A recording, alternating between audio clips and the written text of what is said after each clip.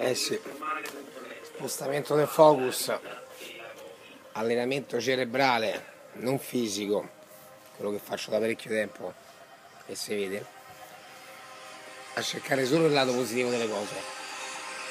Da tutti sicuramente è più semplice, ma a 9 anni, oggi è pranzo, l'Università Nazionale La Pechegna, si rovescia un bicchiere d'acqua, prende due fazzoletti,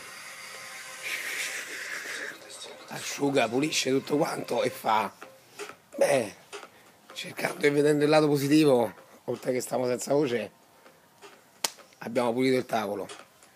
E secondo te sto male? 9 anni.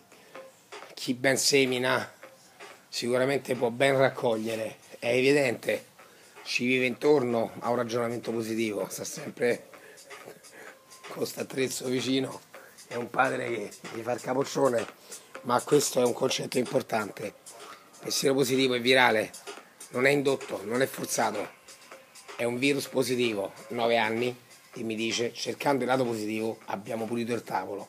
Tanta roba. E allora, se sei un uomo, se sei un prodotto italico, se sei un cittadino italico, ragiona in positivo.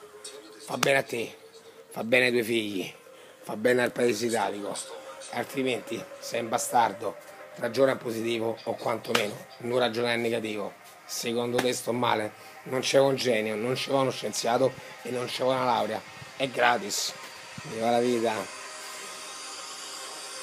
Bello sto remix, oh.